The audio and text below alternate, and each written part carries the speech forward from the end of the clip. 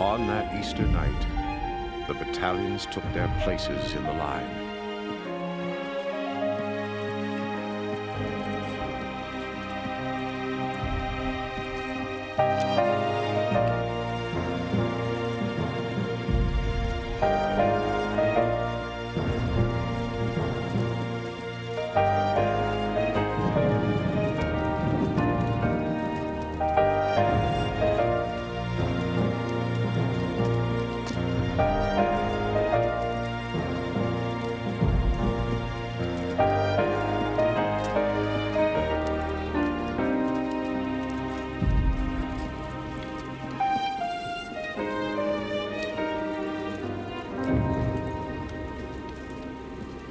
The men at the guns, which had hitherto been concealed and kept silent, were ready to open fire at 0 hour.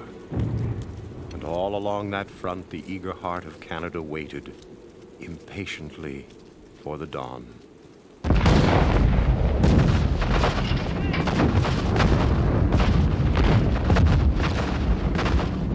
The iron throats nearby crashed forth their message of death to the Germans. From 3,000 guns, the tempest of death swept through the air. It was a wonderful sound. The flashes of guns in all directions made lightning in the dawn. In an instant, the enemy's artillery replied, and against the morning clouds, the bursting shrapnel flashed. I knelt on the ground and prayed to the God of battles to guard our noble men. There was such splendor of human character being manifested in that far-flung line where smoke and flame mocked the calm of the morning sky, that the watcher felt he was gazing upon eternal things. Frederick Scott, Senior Chaplain, 1st Canadian Division. The soldiers of the 4 Canadian divisions advanced up the steady incline of Vimy Ridge on Easter Monday, April 9th, 1917. Overhead, Billy Bishop, flying his Newport aircraft, took note of the Canadians' unhurried and measured pace. The men seemed to wander across no man's land and into the enemy trenches, as if the battle was a great bore to them. To me, it seemed that they must soon wake up and run, that they were altogether too slow, that they could not realize the great danger they were in. I could not get the idea out of my head that it was just a game they were playing at. It all seemed so unreal. Nor could I believe that the little brown figures moving about below me were really men. Men going to the glory of victory, or the glory of death.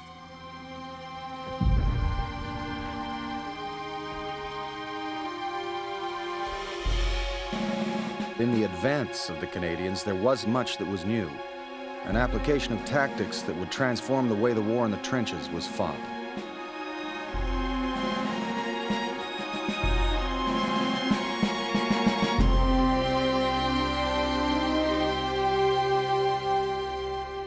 On July 1st, 1916, the British, under the command of General Douglas Haig, launched an attack along a 20-kilometer front on the Somme. An offensive meant to smash through the German lines and relieve pressure on the French at Verdun. In the first half hour of battle alone, the British sustained 57,000 casualties. The Royal Newfoundland Regiment, fighting as part of the British 88th Brigade, lost 710 of its total strength of 801 officers and men.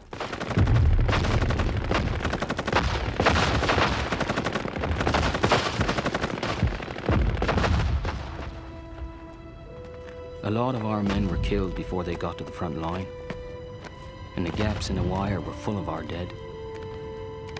I'll never forget the look on them kids' faces. They were kids fresh from home, and to see the dead and dying around there everywhere, and blood, and the noise of the shells, it was an awful introduction to warfare. Stretcher bearer Howard Maury, Royal Newfoundland Regiment.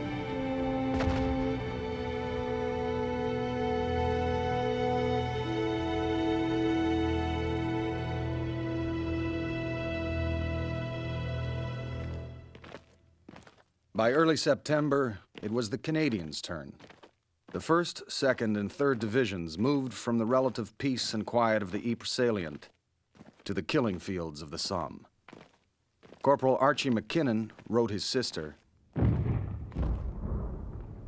Dear sister, say, you ought to see the beautiful city of Ypres, knocked as flat as a pancake. There was a spell of 20 days that I never heard a gun. But when we landed at the Somme, good night. Just as we got in, the order came, over the top.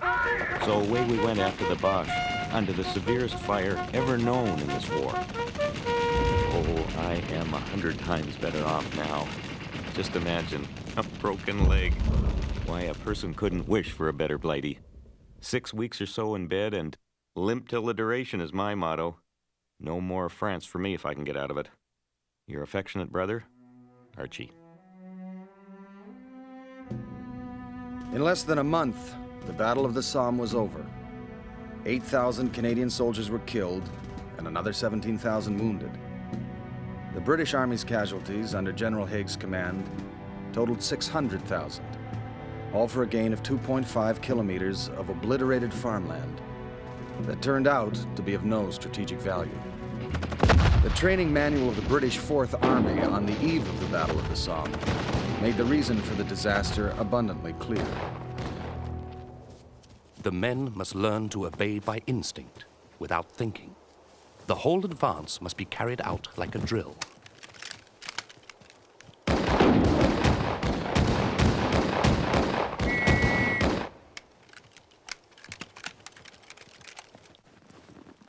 The performance of the Canadians at Ypres and at the Somme was considered exceptional and was rewarded with the task of taking Vimy Ridge, the strongest position on the German defense line. At the Somme and at Verdun, the British, French, Canadians, and Anzacs had endured what no men before them had endured, and for nothing. If things were to change at Vimy, they had to change at the top.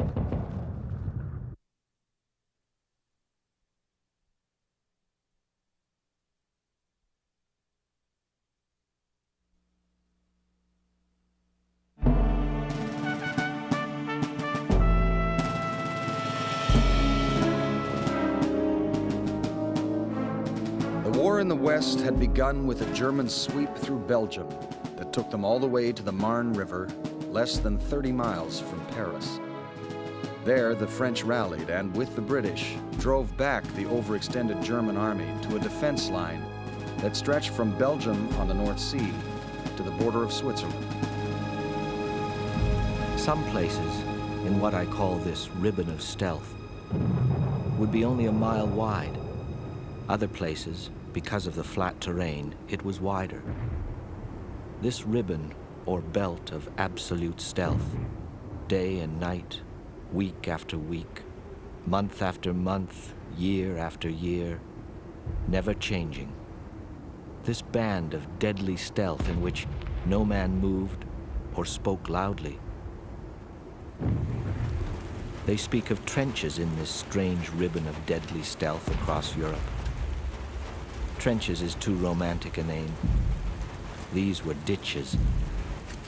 As time went by, they had no garbage disposal, no sewage disposal. They became filthy. And in that setting, men lived year after year. Lieutenant Greg Clark, 4th Canadian Mounted Rifles. The strongest natural obstacle in the land of stealth was Vimy Ridge, rising 145 meters or 500 feet at its highest point, and extending 8 kilometers or 5 miles along a northwest-southeast axis, north of the city of Arras, which remained in French hands. When the Canadians arrived in November and December 1916, the western slope of the ridge leading to the German trenches at the summit had seen more killing than any comparable area in all of France. More than 160,000 British and French, and perhaps 100,000 Germans, had been killed or wounded there, and all that killing had left the battle lines precisely where they were 2 years before. The Canadians had no sooner arrived from the Somme than the Germans mounted a large sign. Welcome, Canadians. The winter of 1917 was the worst and the longest of the war. Driven by tempestuous winds, a deluge of rain, sleet, and snow cascaded across the battlefields, making the life of the soldiers in the trenches a bitter struggle for survival. Major Kenneth Maxey.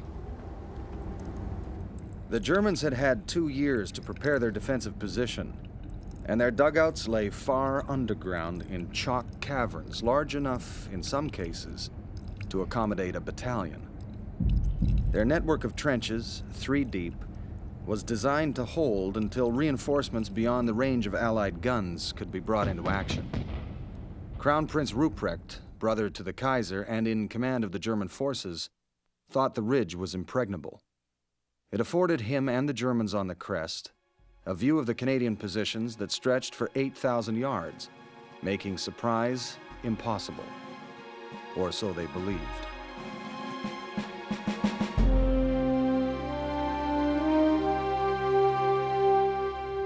I started this letter, my dear Sylvia, some days ago and meant to finish it, but there is this beastly war going on here, and I had to bolt off to watch people trying to kill one another. And now I have nothing to say. Yours ever, Julian. On May 21st, 1916, Lieutenant General Julian Byng, who was with the British Army at Vimy, left to take command of the Canadian Corps at Ypres. Why am I sent to the Canadians? I don't know a single Canadian. Why this stunt? However, there it is. I am ordered to these people and will do my best. The corps of which Byng had taken command was unique in the British Army, in that the divisions that constituted it were permanently attached to one another, due to the instructions of Sam Hughes, Canada's megalomaniacal Minister of Militia and Defense. Hughes believed that Canadians were the best soldiers in the world, and that he was an infallible judge of military ability, which he perceived most frequently in his relations and friends. Only 5 days after taking the job, Byng was close to having had enough. I presented a sort of ultimatum saying I did not think I could carry on unless promotions and appointments were in my hands. These men are too good to be led by politicians and dollar magnates. I don't want imperial officers, but Canadians who have proved their worth, and not bum starts. If they refuse, I will offer my resignation. There is nothing else for it. To officer these splendid men with political protégés is, to my mind, criminal. Byng was an aristocrat, close enough to royalty for King George to call him Bungo. And his military bloodlines extended back via a line of generals to an admiral in the 7 Years' War. In 1915, he had conducted the British withdrawal from the Gallipoli Peninsula after the disastrous Dardanelles campaign without the loss of a single man. The German official historian of the campaign observed, "As long as war exists, their evacuation will stand before the eyes of all strategists of retreat as a hitherto unattained masterpiece." General Arthur Currie, the man who would help Byng plan the assault on Vimy Ridge, was in many respects Byng's opposite. Born in Strathroy, Ontario, his father had died when Arthur was 15. Currie left at 19 for British Columbia, where, after a brief teaching career, he became a real estate and insurance broker. His lack of education, he possessed only a high school diploma and a third-class teacher's certificate, would have prevented him from achieving the rank he did in any European army, as would his total lack of combat experience. Anything he knew of war had come from books. He had arrived in France in the spring of 1915 and assumed command of Canada's 1st Division that September. Currie emerged as a hero from the Second Battle of Ypres and was now the senior Canadian divisional commander, and Byng's choice to go to the Somme and to Verdun to study the lessons learned by the French and the British. Currie kept a list of things to remember. One described his approach to war. A thorough preparation must lead to success. Neglect nothing. He drew many conclusions from his examination of the Somme and Verdun battlefields, and one insight that he put to immediate use. I found many NCOs who said they had been shown maps, yet they could not recognize mine. Maps are very useful things, yet this battalion tried to do too much by the map. If their objectives had been laid out on the ground and maps examined and explained in conjunction with practice trenches, the men would have advanced to their attack with a much clearer idea of their task.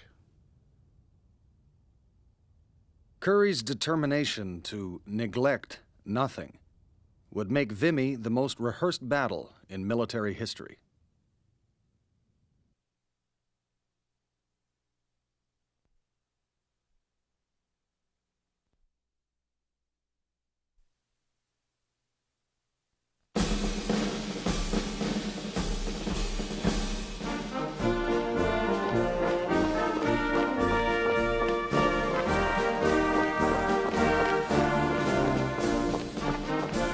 One important factor in the battle was the agreement Byng and Currie reached concerning the character of the troops they led. The Canadian is skeptical of the concept that rank in itself gives anyone the right to lead. He himself has volunteered for war, which he sees as a dirty business, which must be finished as soon as possible. He's willing to do his part in winning it, but he resents any implication that anyone, officers included, has a greater interest in the outcome than he does. All he asks of his officers is that they know their job and do it. Jeffrey Williams. From this analysis flowed the idea that every Canadian soldier at Vimy should be told everything about the coming battle, but the date. Let's mark it up, come on!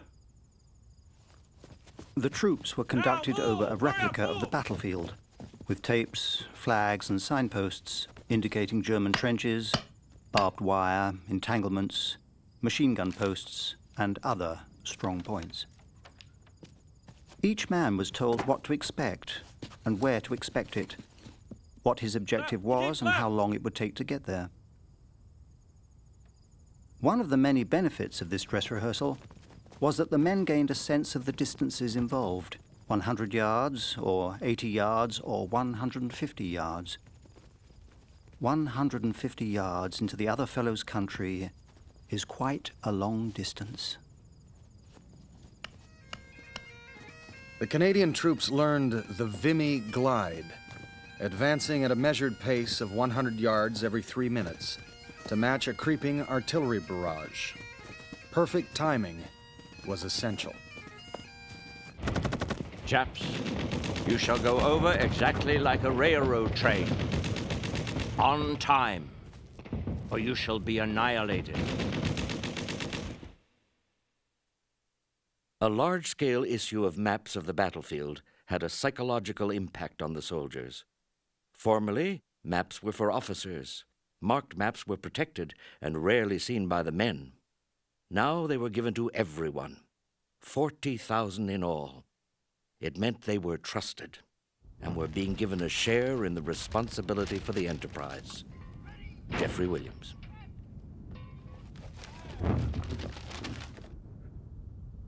Company will advance. Port! Arms! Keep up with the barrage. The task facing the Canadian Corps at Vimy was to overcome not only the natural obstacle of the ridge, but a series of technological and tactical innovations that greatly favored the defense. The combination of artillery, machine guns, trenches, barbed wire, and aircraft placed any attacking force at a distinct disadvantage. Trenches meant that defenders were hidden, while attackers were in the open. Barbed wire channeled the attacking force into predetermined areas vulnerable to machine guns and artillery, while a massive buildup of supplies needed for any successful assault was easily observed from the air. rendering surprise virtually impossible. Everything Byng and Currie deemed crucial needed to be learned anew. Platoon formations, platoon tactics, the use of artillery, the removal of the enemy's wire, leaving one as yet unanswered question. How, under the constant gaze of the Germans, surprise was to be achieved.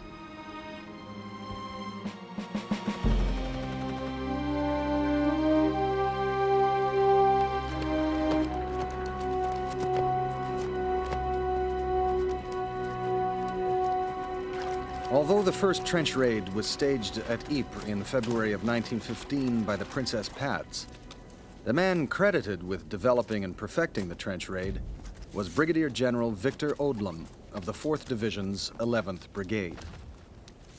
Odlum, a Methodist and teetotaler, had earned the nickname Pea Soup for denying his troops their rum ration and substituting hot soup instead. By the time he reached Vimy, Odlum had already been wounded 5 times, won the DSO, and had seen his brother killed by his side. He led a number of night raids personally, shunning the use of a steel helmet so that his men might better recognize him in the midst of battle.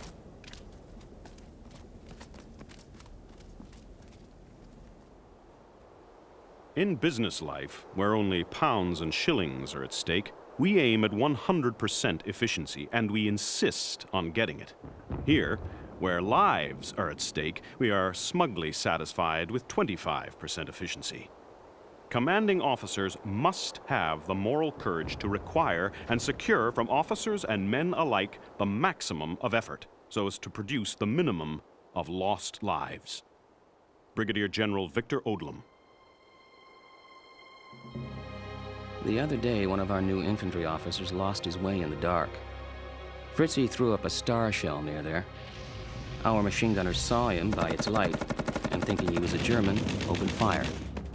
And of course, killed him on the spot. The Huns knew we would send out a party the next night to get his body. So, they got a couple of machine guns and trained him on the spot so that our rescue party, as soon as they picked it up, would be wiped out. We, however, found out just in time, and so didn't bite, but left him stay there. Lieutenant Claude Williams.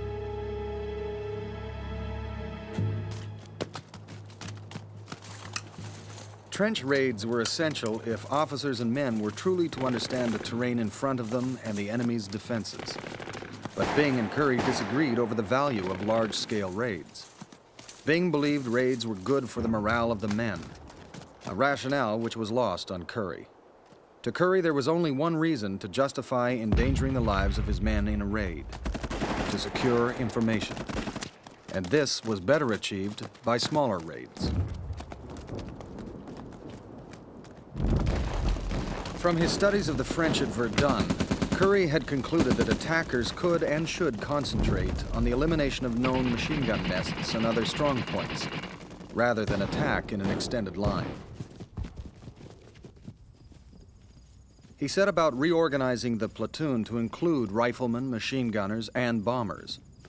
Previously, platoons had been separated by function, mirroring a class system in which machine gunners and bombers came to regard themselves superior to riflemen. The British clung to these distinctions, but Canadians readily embraced the new tactics. It may be pointed out that there is nothing new in this system of training. Before the war, we endeavored to make the platoon a self-reliant and self-sufficient unit of battle. Owing to the demands for so many specialists, there grew up in our battalions a wrong system of organization.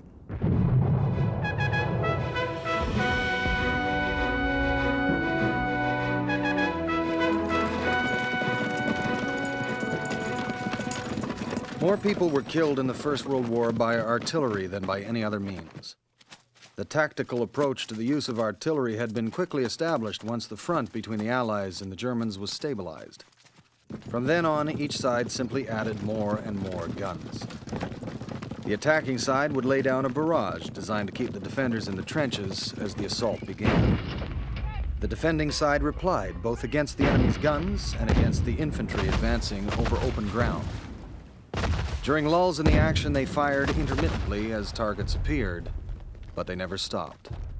The audacious plan arrived at by Byng and Currie was to locate the German guns and, on the day of battle, destroy them before they could be used against our infantry.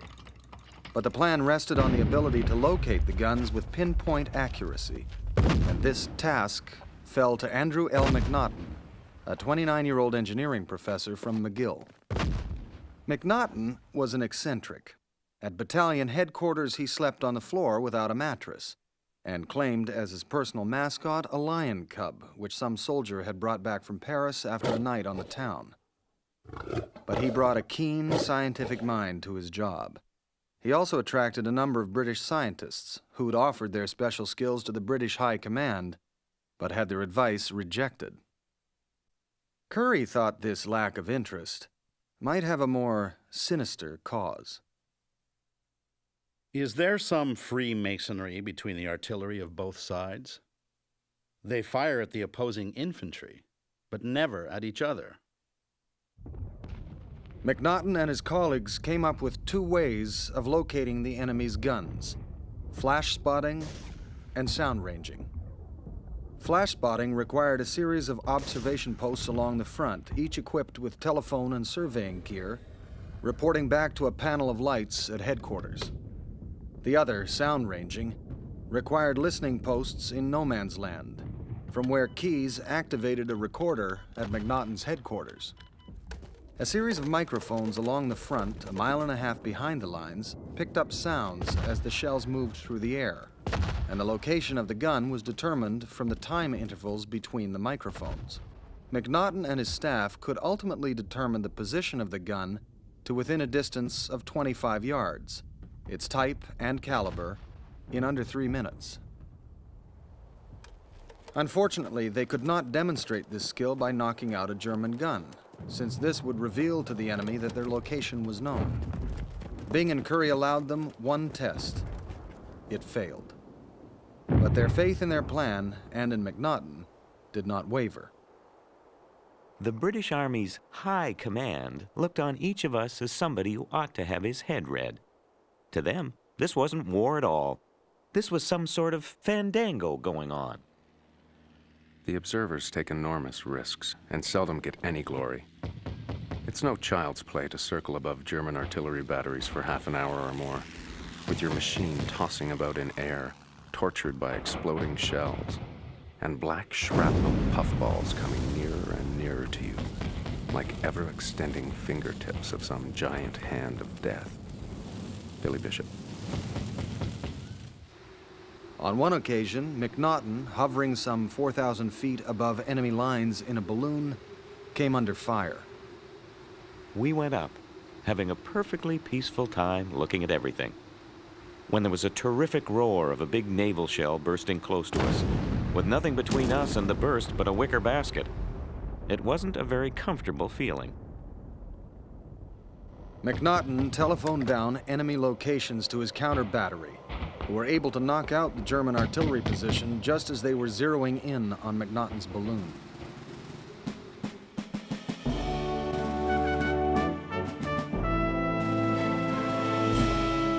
Of all the Canadian officers at Vimy, none was stranger nor more innovative than Raymond Brutinel. Once a French reservist, Brutinel, at 23, emigrated to Edmonton. After 9 years as explorer, prospector, land developer, and newspaper editor in the Canadian Northwest, he arrived in Montreal a millionaire. Brutinel then formed and led what would become the 1st Canadian Machine Gun Brigade, raising the money from a group of Canadian millionaires including Clifford Sifton and John Craig Eaton. As a result of Brutinel, Canada entered the war with more machine guns than Britain. Brutinel had the revolutionary idea that the machine gun, instead of being aimed at its target as a sort of super rifle, should be regarded as a form of artillery, firing over the heads of the enemy, denying him access to certain areas, thickening the artillery barrage, and by sweeping the enemy's front trenches, preventing him from repairing wire destroyed by the artillery. Brutinel called it indirect fire. At 3 p.m., we were to provide 3,000 rounds of indirect fire along a road 2,300 yards away. Private Donald Fraser. I would not be an infantry officer for anything now. I now understand the superior airs of the artillery. On the advance, the machine gunners are perhaps the most important branch. Lieutenant Claude Williams. The French chief of staff visited Vimy and, impressed, asked for a full report. A report from me would be of little value. The report should be made by the Germans themselves.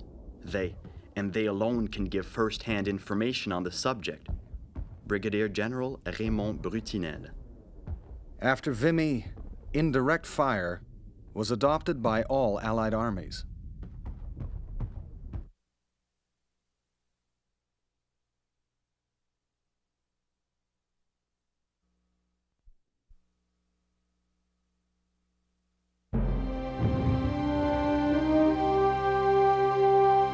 Dear Father, you want to know some of my trench experiences. Well, they are much the same as ordinary life, only I keep my head down instead of up. I can tell you more about filling sandbags than fighting. We will soon have all France in sandbags. Then we'll move on to Berlin. Private Ronald McKinnon.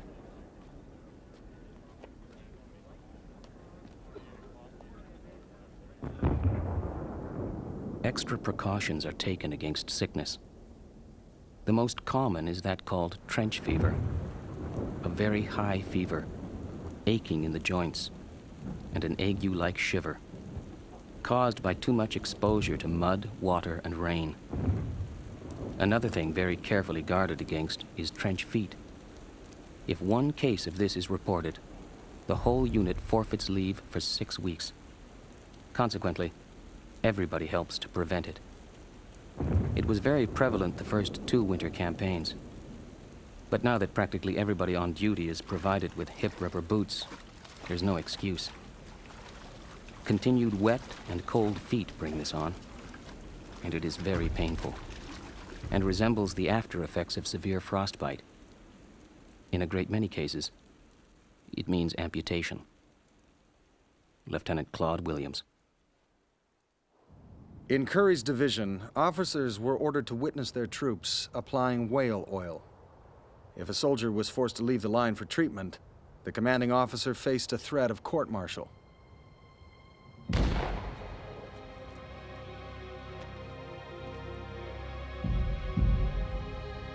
Often have I woke up in the old dugout, my hair standing straight up, and one eye looking straight into the eyeball of the other, trying to obtain an answer to this burning question. I have kept my weary vigil over the parapet at night, with my rifle in one hand, a couple of bombs in the other, and 2 or 3 in each pocket. And still, I am pondering over this burning question. When do you think this goddamn war will be over, huh? Though frontline Canadian soldiers often referred to him as Heine, or collectively as the Boche, and in less charitable moments, the Hun. To most of our troops, the enemy was just plain Fritz, a battlefield moniker which revealed a humanistic truth. It was hard to hate a man who suffered the same punishment as you. Fate keeps us apart, yet yonder he dwells, for I hear his voice, now soft, and now swelling to thunder, and the keepsakes he sends me are choice. 10 weeks today in the trenches. How can Douglas Haig keep us apart? To a suffering soul, what sad wrenches, what cruelty this to my heart. Will he be like the quaint comic picture I carry along in my brain?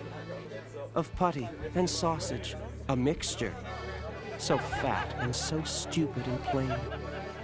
Someday, Captain dear, I'll behold him, be he short, tall, or bloated or lean, and in my loving arms I'll enfold him.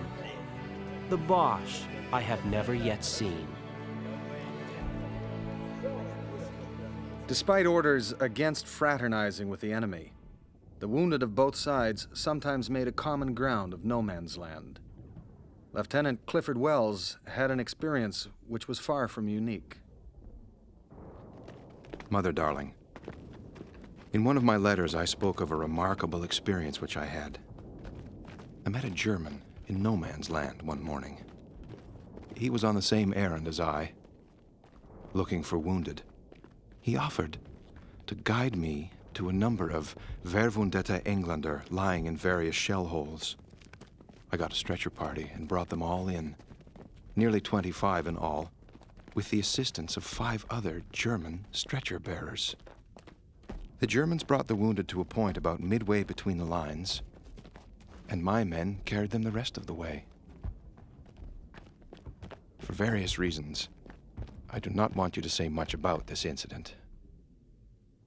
With much love, Clifford. But there existed a darker side of this relationship between opposing foot soldiers. A side perhaps only seen and felt through the crosshairs of a Lee Enfield. Sniping was a hazardous duty, carried out in pairs, one shooting, one observing. It often required the sniper to lie hidden in no man's land for days at a time. One of the most famous Canadian snipers of the war was Henry Louis Norwest, a Métis with the 50th Battalion out of Calgary. In 3 years of service as a sniper, Norwest would achieve an astonishing 115 fatal shots. He would win a military medal at Vimy for this particular skill, only to fall victim to a sniper's bullet 3 months before the end of the war. As one comrade in arms remarked, Henry Norwest went about his work with passionate dedication and showed complete detachment from everything while he was in the line. But not everyone was capable of attaining this same degree of detachment. On the 3rd morning, we were in our usual position when I saw a German in full pack rise almost waist-high in a place in their trench. The German was apparently a new man to that sector, or else had grown careless of danger. I tingled all over as I scored my first hit. Harry was tickled. He rubbed his hands and noted down the facts in his book, but had not finished when a second German, also in pack, rose in the same place. I shot him as soon as he appeared. Hardly had he fallen than a third man stepped on the piled earth and stared all around. I shot him very carefully, aiming directly at his left breast. As he pitched down beside the other two more Germans appeared. One had an immense head, round, enormous, and he glared like a bull. Harry gripped my shoulder. "Shoot, man," he rasped in my ear. "You won't get a chance like this again." A queer sensation had made me draw back. I handed him the rifle. "Go ahead yourself if you want," I said. "I've had enough of this bloody game." Will Bird.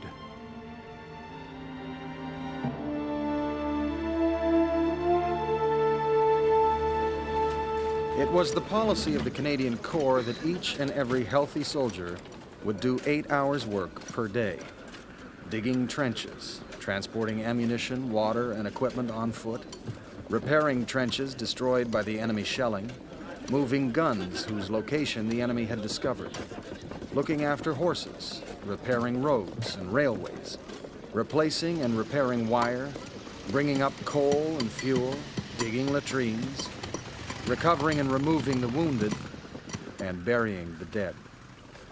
Some troops, such as the 85th Battalion of the 4th Division, the Nova Scotia Highlanders, were in effect work battalions, but everybody worked. Every man owes it to himself and to his comrades to put in a full day's work. Every officer owes it to the service to see that each man does his duty. Failure on the part of a man is disloyalty to his comrades. Failure on the part of an officer is due to moral cowardice. Brigadier General Victor Odlum. Colonel G.W.L. Nicholson wrote a report setting out what had to be done. Within the Canadian Forward area, more than 25 miles of road had to be repaired and maintained. A system of 20 miles of tramway in the core area had to be reconditioned and extended. Over these rails, light trains drawn by gasoline engines, or more often by mules, hauled forward daily 800 tons or more of ammunition, rations, and engineers' stores. And there were some 300 push trucks for evacuating wounded. The sudden concentration of 50,000 horses within a restricted area, where very little water existed, necessitated the large-scale construction of reservoirs, pumping stations, and 45 miles of pipeline in order to meet the daily requirement of 600,000 gallons.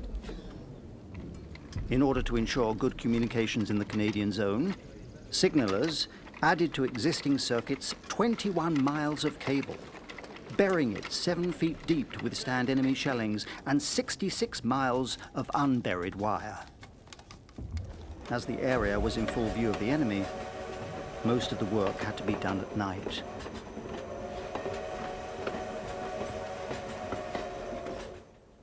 One decisive Canadian advantage was that a large percentage of its men were used to heavy labor in the out-of-doors.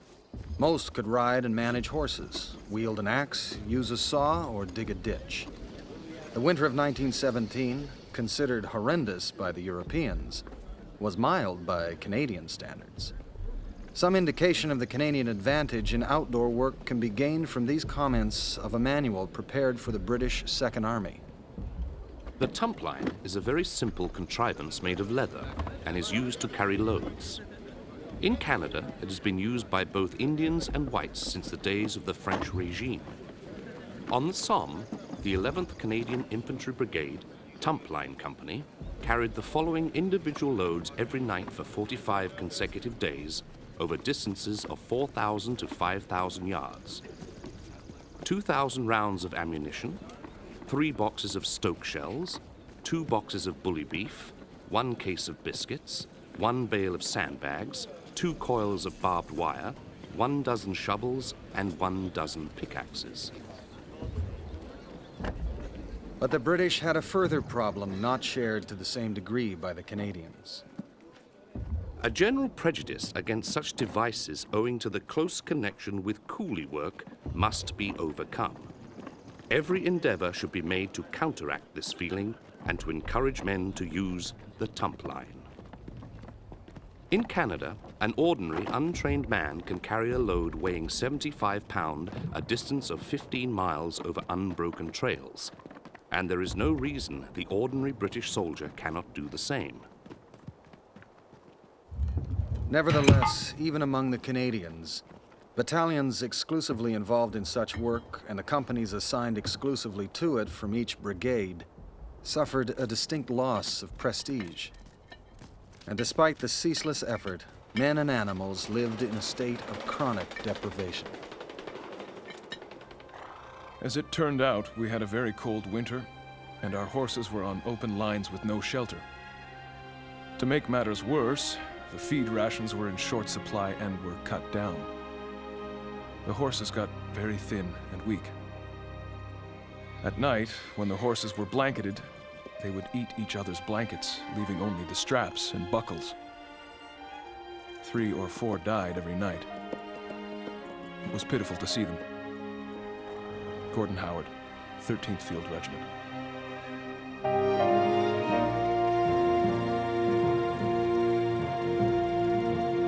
On April 4th, the Royal Flying Corps launched a determined campaign to obtain air supremacy over Vimy. It was absolutely essential that artillery observation be allowed to continue unimpeded, and that communications with ground forces be established during the coming assault. The RFC had 369 observation planes and 385 fighters available, while the Germans had about a third of that total. But what they lacked in numbers, they more than made up for in superior machines and the skill and daring of the Red Baron, Manfred von Richthofen, and his legendary Flying Circus. Saturday, March 17th. The Red Devil, as the men now call him, was over today. He got another of our planes, but we evened the score by getting a German in the morning.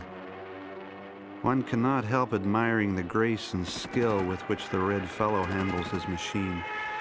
and his audacity in painting his plane red to advertise his presence to all beholders, Captain Duncan McIntyre. Around we went in cyclonic circles for several minutes. Here a flash of the Hun machines, then a flash of silver as my squadron commander would whiz by. I was glad the Germans were scarlet and we were silver. There was no need to hesitate about firing when the right color flitted by your nose. It was a lightning fight, and I have never been in anything just like it. Billy Bishop. My man was the first who fell. I suppose I had smashed up his engine. At any rate, he had made up his mind to land. I no longer give pardons to anyone. Therefore, I attacked him a second time, and the consequence was that his wings dropped off like pieces of paper, and the body fell like a stone. Baron Manfred von Richthofen. The month of April would soon become known as Bloody April, for the ferocity of warfare in the skies over the Vimy and Arras sector. In that month alone, Richthofen would account for 30 kills. But the ultimate victory would belong to the RFC, to the pilots like Billy Bishop.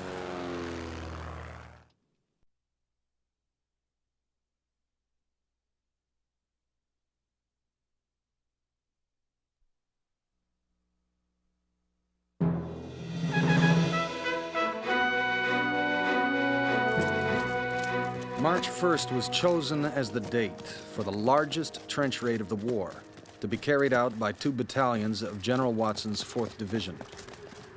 To achieve surprise, it was decided to dispense with a preliminary barrage. Instead, gas would be used. The Germans heard and saw the large gas cylinders being brought into place, and waited and watched as the raid was postponed twice for more favorable winds. General Watson's diary entry for the day makes the disaster that followed sound almost routine. March 1st, 1917. Our gas attack by the 11th and 12th Brigades took place this morning. To our surprise, the gas did not have the effect anticipated, and the Boche were waiting for us. We had heavy casualties.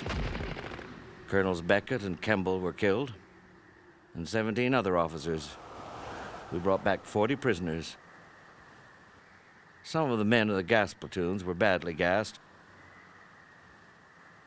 General Byng went on leave this morning and sent me a nice letter before he went. General David Watson. A raid is a raid, but this was a battle without preparation. There was no preliminary barrage. They went forward without preparation and without protection. Every mistake of the past 2 years was repeated. This is a real disaster for our division. Captain Andrew MacPhail, Medical Officer. Losses totaled 687 officers and men out of the 1,700 who had taken part, a casualty rate of 40%. The depleted ranks were filled with new men, but the 4th Division had too little time to repair the damage before 0 hour, now set for Easter Sunday, April 8th. But the trench raids did not end. The Canadians raided the Germans every night in the 2 weeks before the battle. 327 Canadians died, and another 1,316 were wounded. Currie regarded these raids as a waste and debilitating to the troops. But they were that too for the Germans, who would call the week preceding the battle the week of suffering.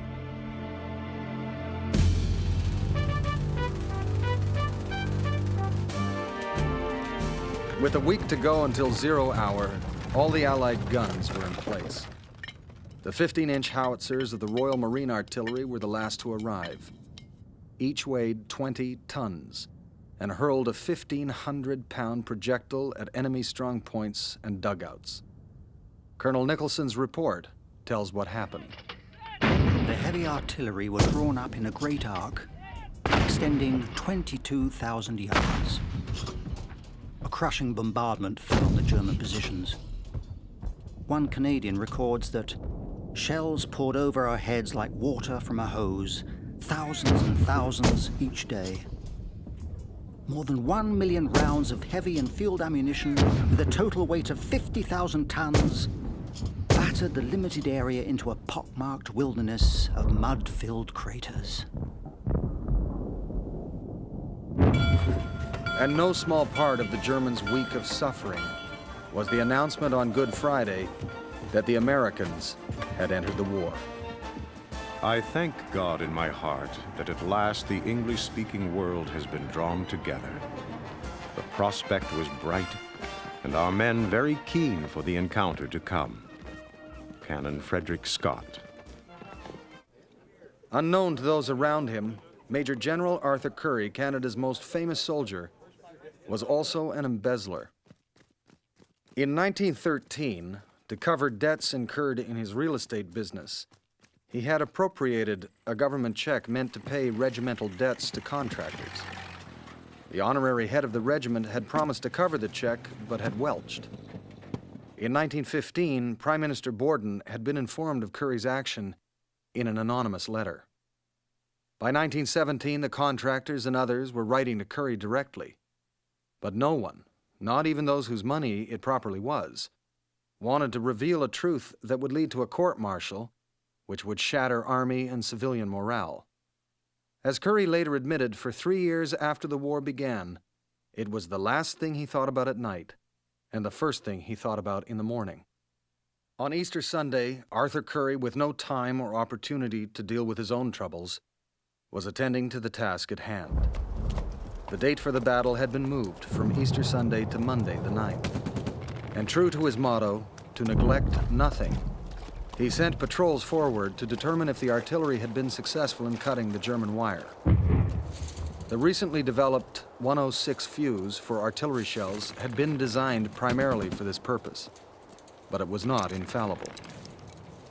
When the patrols discovered that in places the wire remained intact, the division was pulled back so the artillery could complete the job. To Currie's right, the British 51st Division would take no such precautions and would pay a heavy price in consequence.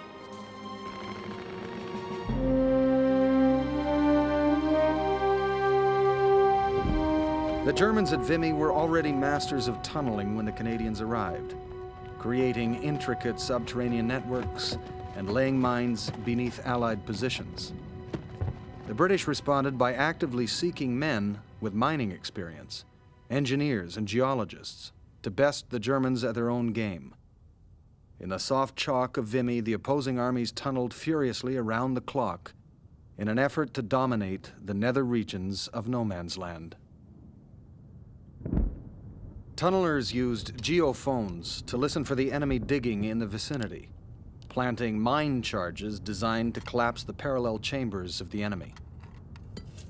Difficult decisions had to be made, especially when, according to listening reports, Canadian blow-ups were to be expected and the infantry had to withdraw from their trenches within the danger zone. There was always the risk that the enemy would realize the situation and take possession of those empty trenches without a fight. Lieutenant Olaf Grieben. On more than one occasion, Canadian galleries opened into German ones, resulting in hand-to-hand combat between tunnelers. At Vimy, 200 mines were exploded, contributing greatly to the cratered lunar landscape, which made traversing no man's land a difficult enough proposition without worrying about being killed in the process. Byng and Currie, as early as January, had recognized the tactical value of expanding their tunneling operations for the attack on the ridge. Troops could be moved safely, but above all, secretly, into forward positions close to the German lines, thus achieving what the location seemed to have made impossible: surprise. By late March, there were 12 subways to the forward lines and beyond, running a total length of 6 miles. The subways were 6 feet 6 inches tall and 3 feet wide, providing considerable headroom, but making it extremely difficult for troops to pass one another. The subway systems were so labyrinthine, troops required guides to ensure they did not get lost in transit. I was all through a most wonderful cave carved in the solid chalk. It was about 20 feet from floor to roof, which was supported by pillars of chalk. It looked like some scene from Ali Baba and the 40 Thieves. On every side, men were sleeping, eating, playing cards, and cleaning their weapons by the light of scores of candles. Captain Duncan McIntyre.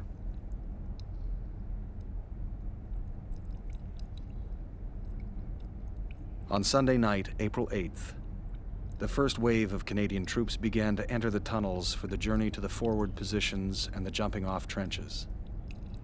In these dozen tunnels, dimly lit and dank, thousands stood, slept, crouched, wrote letters, smoked, sweated, defecated in barrels, sipped tea, recited poetry, dreamt, prayed to God, and imagined the moment of their own demise, quick and painless, or prolonged and agonizing.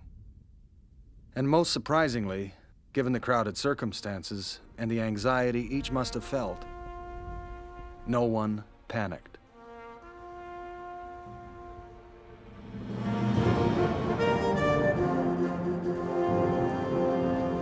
It was the worst night I have ever put in. It would rain a while, then snow a while. Then Fritz would see some of us and send up his artillery signals and open up on us for a while. At 4:30, one of the officers came along the trench with a rum, and I took a dandy. By 5:30, I was all nerve. Private Southworth. At 4 a.m. on Easter Monday, Canon Scott, senior chaplain with the 1st Division, rose from his bed, fixed himself breakfast, packed a tin of bully beef, and set off to view the spectacle of the artillery barrage that would signal the beginning of the Canadian assault on Vimy Ridge. It is no wonder that to those who have been in the war and passed through such moments, ordinary life and literature seem very tame. The thrill of such a moment is worth years of peacetime existence. In the awful silence around us, it seemed as if nature were holding her breath in the expectation of the staggering moment. 5:29, God help our men. 5:30.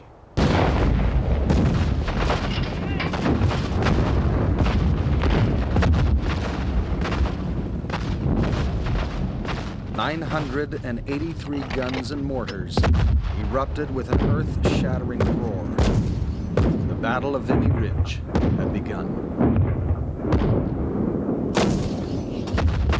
Only days before the attack, Will Bird, suffering from mumps, had been removed to a field hospital behind the lines. Towards morning, I lay awake and listened for the barrage. I could picture the boys in the trench, tense, waiting, staring over the parapet. Mud would be everywhere, plastering their clothing, gripping their feet. Even where we were, we could hear it so plainly that it awed us, kept us quiet. Will Bird, 42nd Battalion. In London, Prime Minister Lloyd George heard the far-off thunder. The guns fired for 3 minutes, then lifted 100 yards. This barrage also included 150 of Brutinel's machine guns, sweeping a zone 400 yards ahead. Within the Canadian barrage were guns previously zeroed in on the German counter-batteries by MacNaughton and his helpers. More than anything else, their success would ultimately determine the outcome of the battle for Vimy Ridge. I managed to send down 14 NF calls, which was great fun. NF is code for guns firing in position at. After 10 minutes, shells could be seen falling all round the located batteries. Every time a battery opened up, it was immediately zone called and shelled to hell. Captain Routh, RFC. The Canadian bombardment of the German supply routes during the week of suffering had prevented the enemy from transporting the daily allotment of shells forward, which, according to the official German history, had dire consequences. German ration parties which formerly reached the front line in 15 minutes, took 6 hours. Rations cooled and spoiled, and many of the forward companies were without food for as much as 3 days. Sleep became fitful and was followed by exhaustion. After the battle, the Germans would claim that the physical weakness of their troops was a major factor in their loss. Colonel G.W.L. Nicholson. From the very beginning of the battle, there was a shortage of ammunition, which meant that the German infantry had to fight alone, without effective support from the artillery. The Canadians had managed to eliminate 176 of 212 German counter-batteries. The artillery had done their job, exceeding even MacNaughton's hopes and expectations. It now fell to the ground troops of the 4 Canadian divisions to capture Vimy Ridge.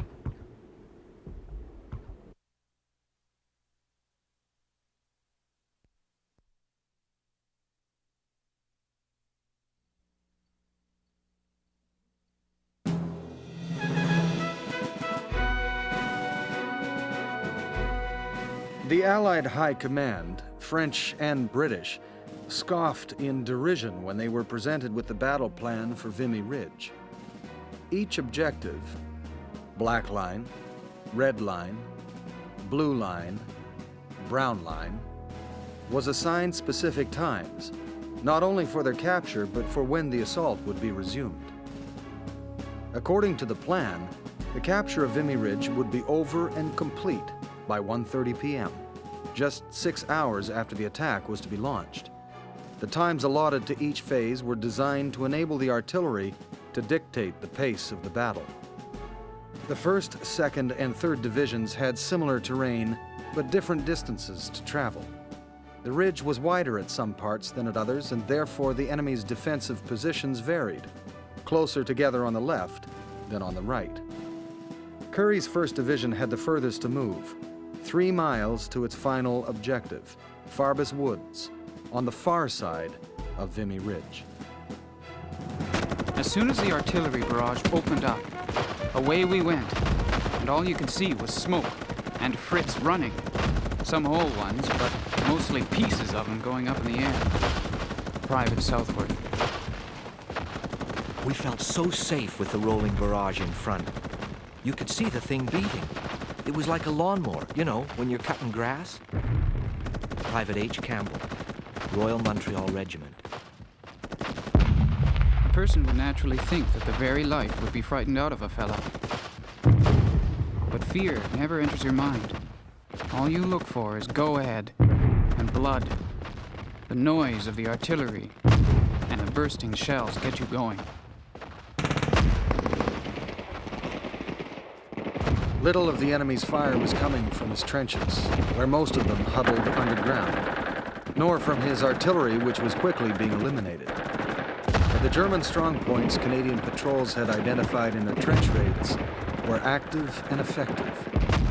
So were the counter-tactics the Canadians had practiced so often and assiduously.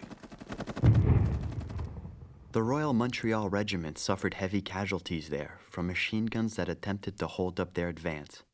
2 were put out of action by Mills bombs. 1 was attacked by a party led by Lieutenant Davidson, and another captured by Company Sergeant Major Hurley, who bayoneted the crew. 2 more machine guns were put out of action by W.J. Milne of the Canadian Scottish. Later that day, he was killed, never knowing that he had won the Victoria Cross. With the battle joined, the generals momentarily found themselves with nothing to do but wait. As the Canadians reached their first objective, a Royal Flying Corps reporting plane, klaxon blaring, buzzed low over the field. The troops waved flags with their divisional symbol, the red patch, to show that the black line was theirs, most of it captured precisely on schedule. The remainder on the right, 10 minutes later.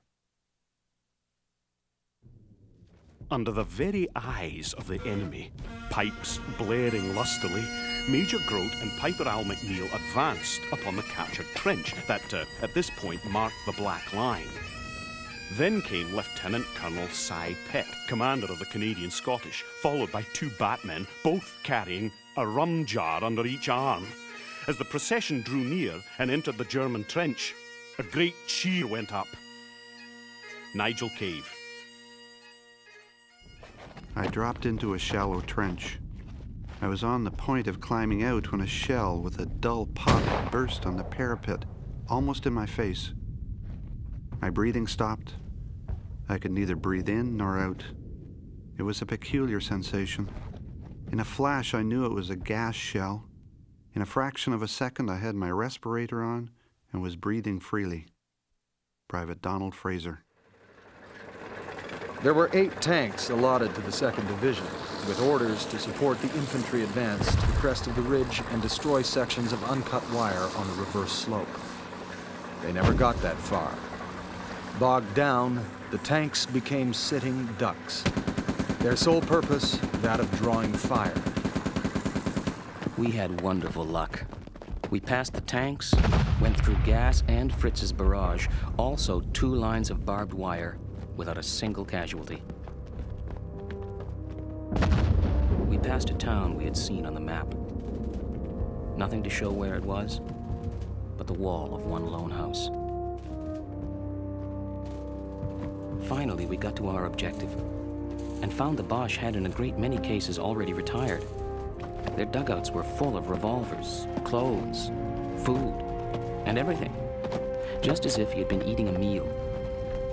He never expected we would get that far. Lieutenant Claude Williams.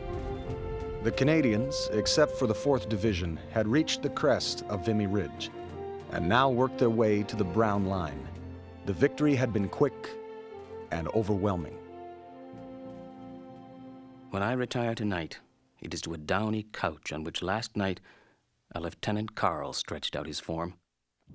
He certainly got out in a hurry, as he left behind all kinds of cigars, cigarettes, beer, tobacco, black bread, butter, and sausages, not to mention equipment. You have heard all kinds of stories about how the Boche soldiers are starved in the trenches. From what I have seen of their commissariat in this district, they are better fed than our own boys. The regimental history of the 263rd Bavarian Reserve Regiment, opposite the Canadian 3rd Division, begins by noting that only 1 man of their 1st Battalion returned from the forward line on April 9th. He was a farmer named Hagemann. The German artillery barrage was directed on the enemy trenches and went over the heads of the Canadian infantry. It did no harm to them. The enemy's artillery, on the other hand, was directed during the entire attack by very lights from observation planes. As a result, the fire was very well placed and was always just a little forward of the Canadian infantry. This, and the heavy machine gun fire, caused very heavy German casualties. The Canadian 3rd Division had the advantage of the 2 largest tunnels on the front. Emerging from the tunnels, they fell on the Germans before they could get out of their dugouts. Outside, the day sentry shouted, "Get outside, the British are coming." The English, no, they were Canadians, had broken through on our left and were already rolling up our defense. The corporal shouted, "Come up, they have already passed our trench." I went out. I was alone and saw only Canadians. As I found out later, they had drunk much liquor. I ran in the direction of the pimple, but I was hit in the right forearm. Then I met a pal. We took each other by the hands and ran around planlessly among the dead until we came to a Canadian dugout where we found 6 Canadians playing cards who paid no attention to us. When the game was over, one of them turned and said, "Hello, Fritz, are you wounded?" Then patched me up and sent us to the rear. Privat Otto Schröder. By 1:30, the task of the 1st, 2nd, and 3rd Divisions was complete, and 3/4 of the ridge was in Canadian hands. The unheard of had happened. Virtually a whole battle had gone exactly and to the minute according to plan. but not everywhere. The 3rd Division had reached its final objective by 11 o'clock and were in command of the ridge. But as early as 9 o'clock, one of their battalions, the Royal Highlanders of Canada, were ordered to throw a defensive line all the way back to their starting point, protecting the flank. The 4th Division on their left was in trouble.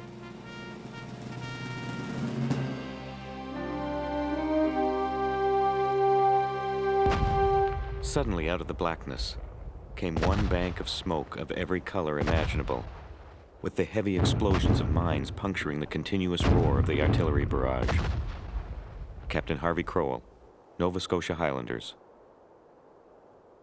Thus began the Battle of the 4th Division, commanded by Major General Watson. His objective included Hill 145, the highest point on Vimy, and along with a knoll called the Pimple, the most strongly fortified. The assault would utilize 2 brigades, the 11th under Brigadier Victor Odlum on the right and the 12th under Brigadier James McBrien on the left. The 4th Division had been seriously weakened by the ill-fated trench raid of March the 1st, sustaining 700 casualties, many of whom were experienced officers. Captain Thane McDowell, who would subsequently win the Victoria Cross for his capture of a German dugout, sent battle reports back to battalion headquarters. The mud is very bad, and our machine guns are filled with mud. The runner with your message for A Company has just come in and says he cannot find any of the company officers. I don't know where my officers or men are.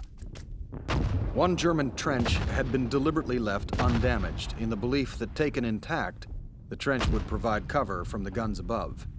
The decision had disastrous consequences.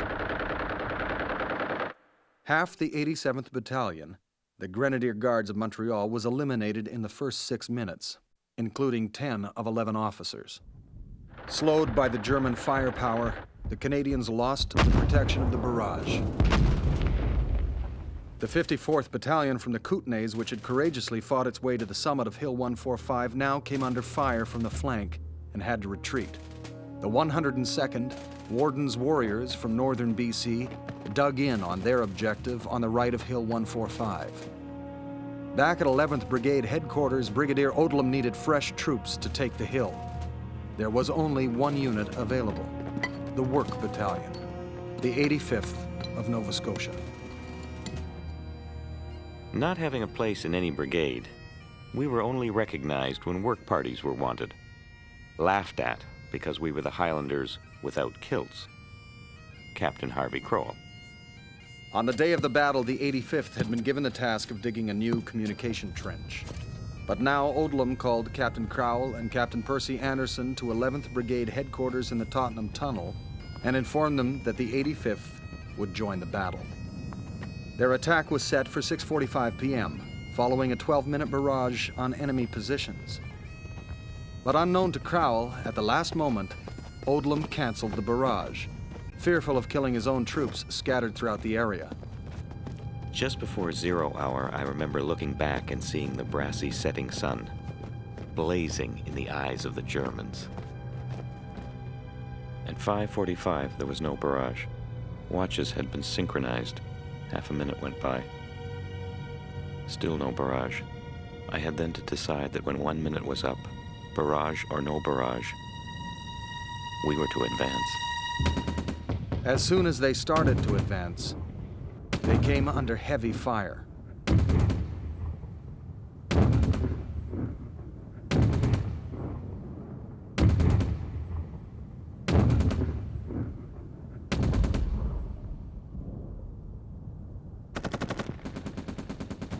No assisting barrage, and no rum issued to start off. And yet the effect of the exposure to machine gun fire was stimulating.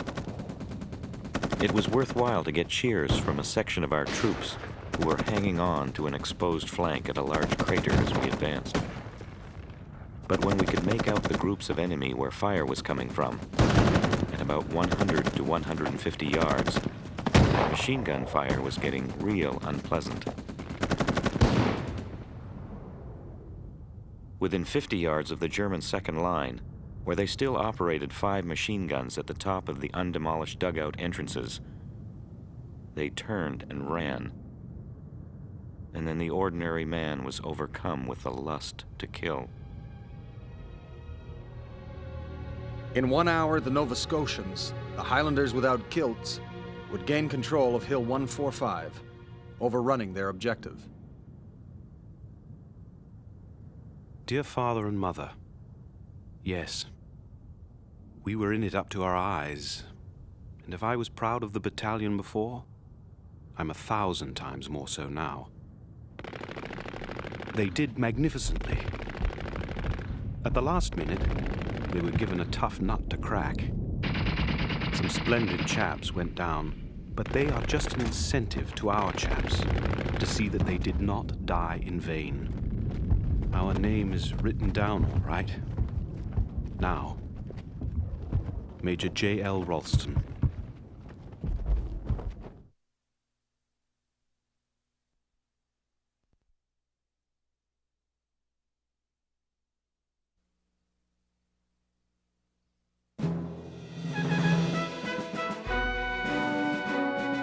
Three days later, the 44th from Manitoba and the 50th of Calgary, which included a large number of Japanese Canadians, 35 of whom would die at Vimy, successfully captured the knoll on the extreme left of Vimy Ridge known as the Pimple.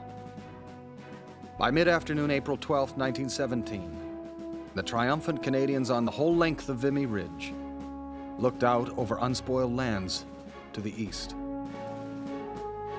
From the crest, the whole plain of Douai lay at our feet. The vista was one of peaceful-looking villages nestling in green woods, of prosperous towns on the far horizons, from whose high chimney stacks poured clouds of smoke, and of railways over which trains were still running. Private William Kentner. Vimy Ridge was the deepest advance the British forces had made in 2.5 years of war. It was the first time German siege guns had been captured. It broke the hinge of the new defense line conceived by Generals Hindenburg and Ludendorff, the supreme German commanders. April 9th happened to be Ludendorff's birthday, and a party was scheduled at German headquarters. Hindenburg found Ludendorff sitting, dispirited by news of the Vimy defeat. He sat down opposite him, reached out, took Ludendorff's face in his hands, and said, "We've known worse days." But not in the opinion of Crown Prince Ruprecht, who wrote his father, "I doubt that we can recapture the Vimy Ridge. This leads to the question, is there any sense in continuing the war?"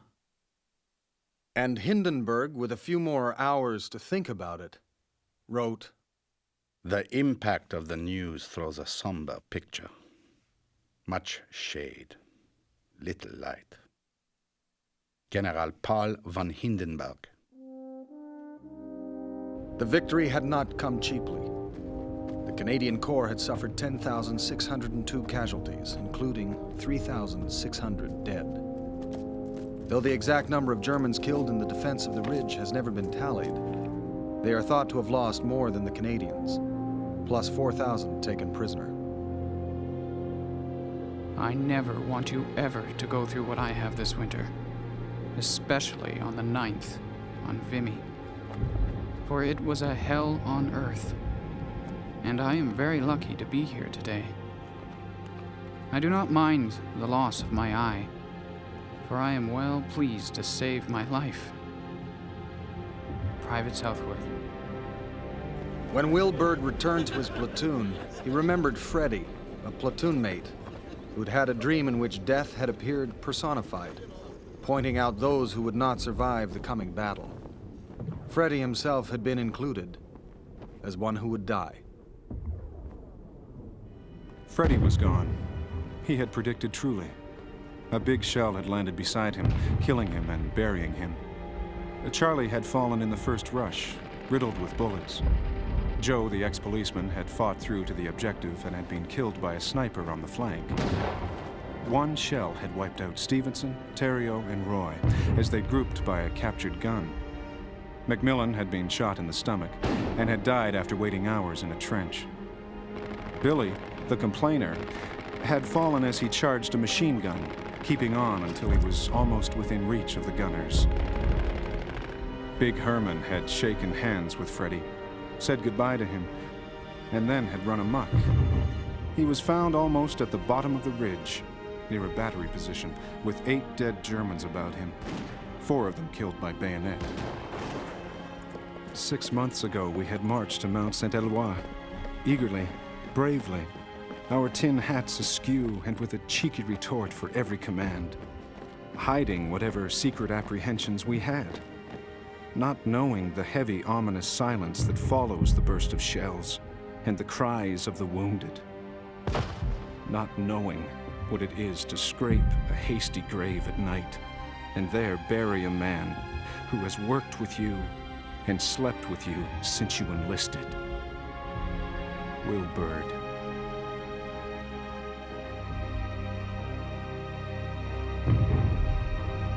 Although for me it is only about a year's service in France, it seems as if I had been born out here and have never known anything but everlasting mud and perpetual shell fire. None of us have lost our nerve, but the novelty is worn off, and we have seen too much of the shady side of fighting to love it for the mere sake of adventure. When called upon, we are cheerfully ready to do anything we are told, but do not feel the same wild enthusiasm as formerly. We are all steadies and sobered up. Lieutenant Claude Williams. I met a British staff officer coming back from the front who told me he belonged to Army headquarters. He asked me if I was a Canadian, and when I replied that I was, he said, "I congratulate you upon it. Never since the world began have men made a charge with finer spirit. It was a magnificent achievement." After 3 years of bloody stalemate, the Allies had reason to believe the end of the war was in sight.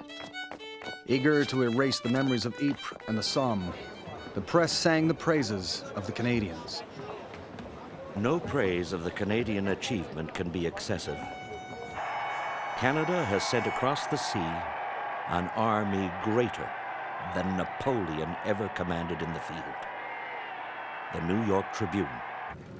The British press was less enthusiastic. The Times downplayed the Canadian success, giving credit to Haig and the British staff. The Daily Mail correspondent, W. Beach Thomas, seemed, if anything, even further removed from reality. At 5:30 this morning, Sir Douglas Haig, by deliberate choice, threw the weight of the British Army against, perhaps, the strongest force of the enemy ever yet concentrated in such a fortress. Will Ruprecht of Bavaria take the challenge of General Allenby and General Horn, Sir Douglas Haig's chief lieutenants in the battle? Only time will tell. W. Beach Thomas. How often through the long months at Vimy had a Canadian stared over the parapet at the great humpback ridge looming in the distance and wondered what lay beyond. In the twilight, just before the darkness, we stood and looked down over the ridge on the enemy side. The first flares rose in scattered places, and we could not distinguish the lines. The air was damp and chilling. An unearthly feeling predominated. The dead men, the solitary flares, the captured ground, gave me a sense of ghosts about. And one realized the tragedy of that stricken hill. Will Bird.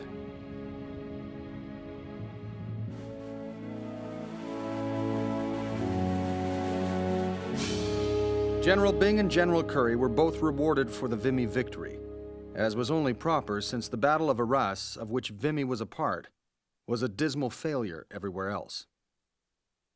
Byng was given command of the British Third Army, and Currie, elevated to Lieutenant General, was made commander of the Canadian Corps, then commander of the Canadian Expeditionary Force, which was then given independent status within the British High Command, applicable only to the Canadians.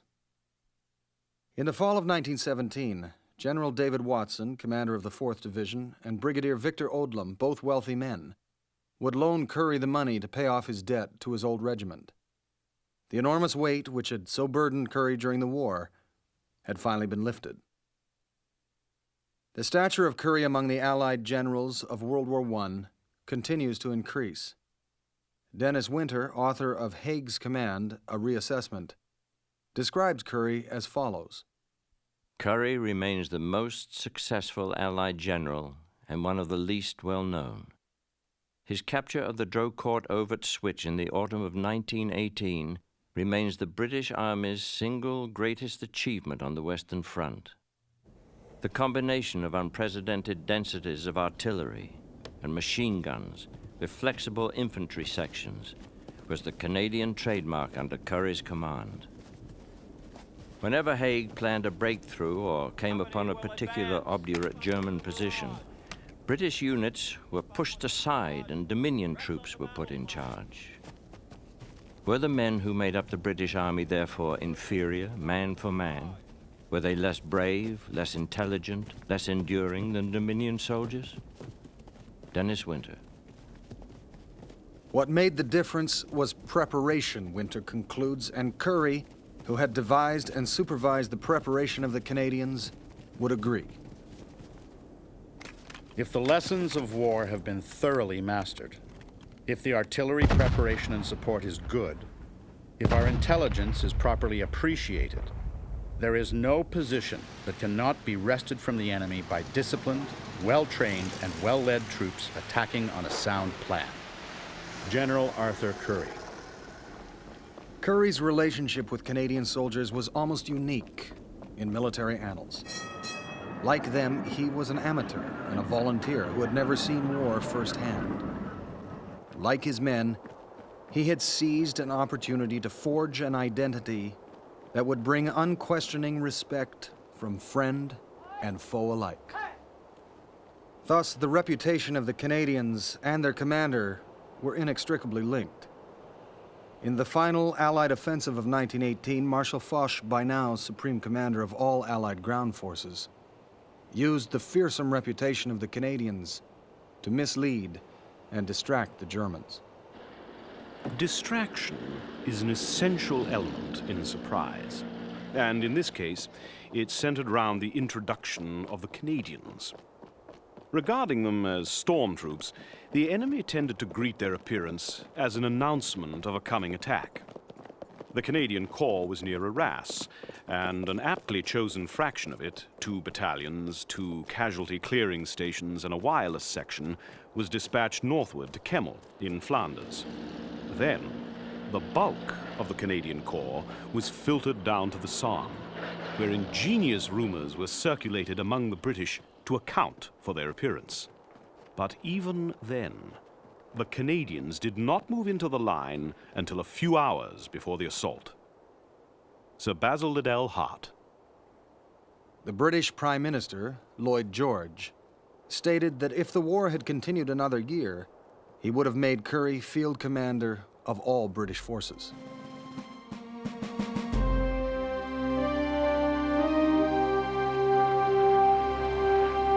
We raise this memorial to Canadian warriors. It is the inspired expression in stone, chiseled by a skillful Canadian hand, of Canada's salute to her fallen sons. It marks the scenes of feats of arms which history will long remember and Canada can never forget. In 1922, France had ceded to Canada 250 acres on Hill 145 in perpetuity for a memorial park to honor the fallen soldiers at Vimy. The Canadian Battlefields Memorial Commission supervised a design contest, and the winning design chosen from among 160 submissions was by Toronto sculptor Walter Allward. On the wall stands the heroic figure of Canada, brooding over the graves of her valiant dead. Behind her stand two pylons, symbolizing the Canadian and French, while between, at the base of these, is the spirit of the sacrifice, who, giving all, throws the torch to his comrades. Looking up, they see the figures of peace, justice, truth, and knowledge, for which they fought, chanting the hymn of peace. Walter Allward. Construction of the Vimy Memorial had taken 10 years. Will Bird, visiting the site in 1930 when the memorial was only partially completed, described it in an article for Maclean's. Canada has placed a magnificent work of art under the design of a Canadian in Europe, where so many great works of art are to be found. Europe, viewing the finished work, will change her impressions of the Canadians as a people. Will Bird. As Bird trudged over the battered landscape, still cratered and uneven, he suddenly realized what an advantage the Germans truly held on the ridge. Even as late as 1930, the ground around Vimy was still offering up evidence of the human cost. Two boys visited the Givenchy Wood last summer, and while playing there found a German and Canadian soldier lying together, their hands locked so tightly that they were buried together as they had died. One, or both, had been badly wounded, and they were trying to help each other when death overtook them. No weapons, no sign of enmity. They had died as comrades. Will Bird. Will Bird knew the soldiers' truth. After 3 years of trench warfare, he had carried this knowledge home with him. A knowledge shared by all veterans of this terrible conflict. Their survival had made them prisoners in a world apart, unable to articulate this feeling to those who were not there. Prisoners, joined by chains forged in the trenches, until death set them free. Never on earth was there a like place where a man's support, often his sole support, was his faith in some mighty power. All intervening thoughts were swept aside. Unconsciously, there were born faiths that carried men through critical moments, and tortured minds grasped fantasies that served in place of more solid creeds. The trench at 0 hour was a crucible that dissolved all insincerity and the superficial. Men glimpsed, or thought they glimpsed, that grim crossroads we must all pass. It was as if for them, a voice had spoken, a hand beckoned them on, and at once there fell from them all frenzy and confusion. White-faced, unsmiling, filled with a strange courage, they greeted that which awaited them. Will Bird.